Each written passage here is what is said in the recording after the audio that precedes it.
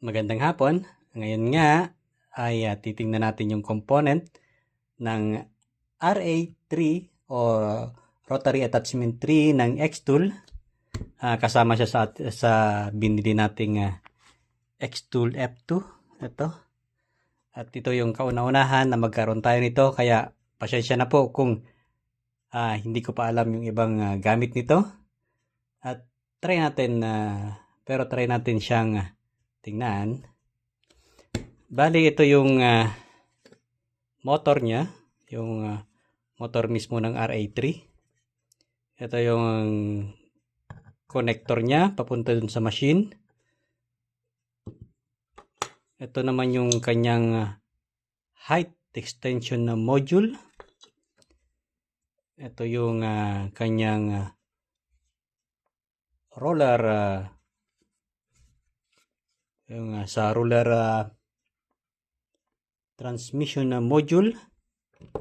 Kasama niya itong dalawa na to. At ito yung sa dulo. So bale, nandito siya nilalagay. Ito dito sa dulo na to. Lahat po siya magnetic, yung mga dulo niya. Ito naman yung chunk, yung jaw chunk.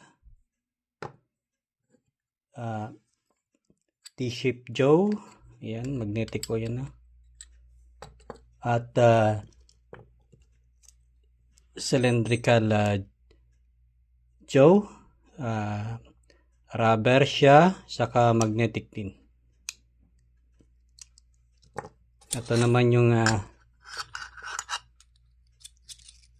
stud niya.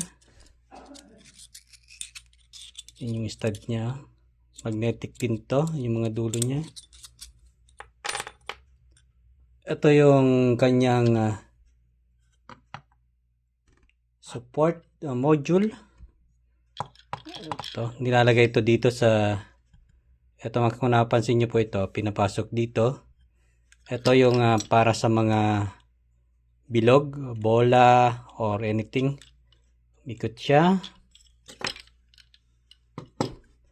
At ngayon, try nating i-assemble itong lahat. So, bali ang lock niya, nandito lang po.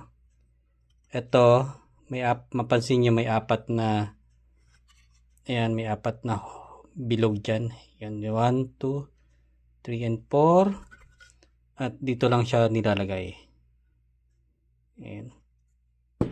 Try muna natin itong ilagay itong riser niya or height extension.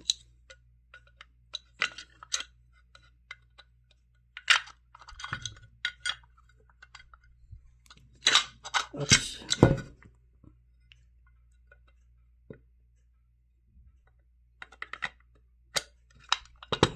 Yan. Tapos ito yung lock niya. Ayan. Hindi siya gagalaw. At idugtong natin ito.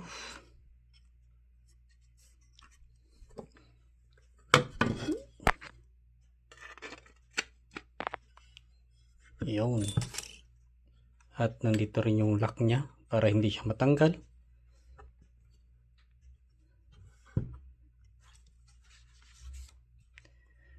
At pwede nating ipasok itong chunk. Mapansin niyo po mayroon siya doong dalawa.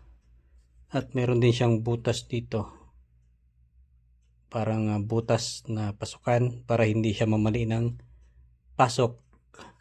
At ito, nilalagay po dito yung kanyang T-shape jaw. Ayan. Napakadali. Lahat lang siya modular. Pasok lang. Ayan. Pwedeng i-adjust. Ito lang yung i-adjust niya. Ayan.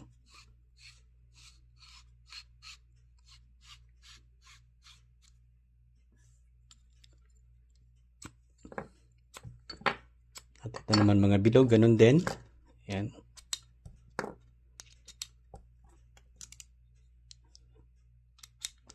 Oh, yun lang. Napaka-simple. At ito naman para sa mga Ito namang stud para sa ring. Ayun lang din.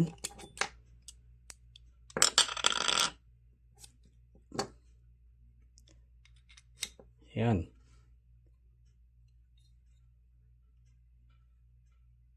Ayan. At ito naman, kung paano siya i-assemble. Bali, tanggalin muna natin to. Ayan. At ito, lubagan natin.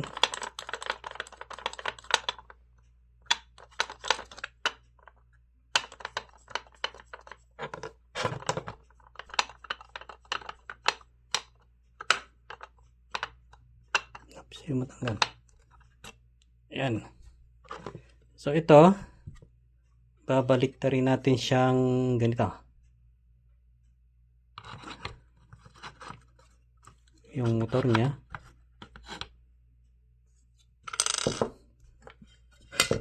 At saan yan? Yan. At ito, nililipat natin dito sa baba para mag-lock siya. And then,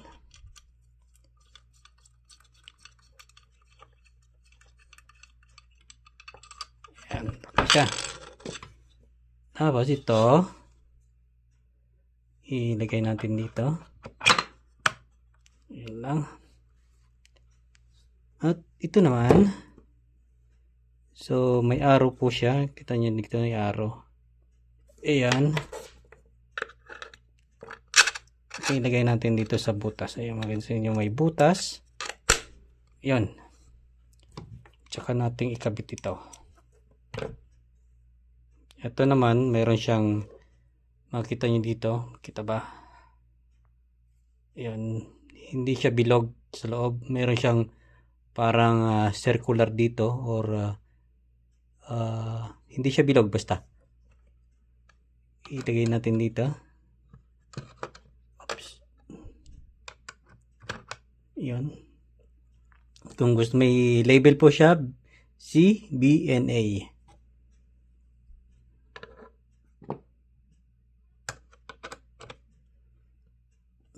Ayan. Tapos yan, maglalak na yan. Oops. Oh, ayan na. Okay na. Assemble na siya. At kung gusto niyo naman dito sa kabila, yun lang. Tanggalin niyo yung isa. At ilipat niyo sa kabila. Ganun kabilis yung RA3. Ayan na, pagpasensyahan nyo na po kung ganun lang yung ating explanation at hindi pa natin siya gamay. Sa susunod, itry natin siya sa mag at sa iba pang paggagamitan nito. Salamat po!